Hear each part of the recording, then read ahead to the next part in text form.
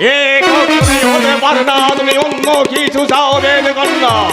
জাহাপনা, আপনি তো আমার সঙ্গে কথা দিয়েছিলেন আমি যা চাইবো আপনি আমাকে তাই দেবেন।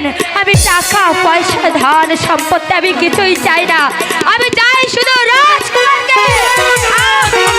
দাদি গো, দাদি, এটা তোমার আকাশ কুসুম কল্পনা মাত্র। বলো, যদি আমার এই রাজ্য থেকে কিছু অংশ তোমার নামে আমি লিখে দিতে পারি, তাই বলে তুমি আমার পুত্রবধূ অক্ষরেই হতে পারো না। তাহলে আমিও কোনো পুরস্কারে নেব না জাহাপনা। চলো দাদি, রাজাই যখন কথা দিয়ে কথা রাখলো না, তাহলে আমরা এ রাজ্য ছেড়ে আমরা চলে যাই দাদি।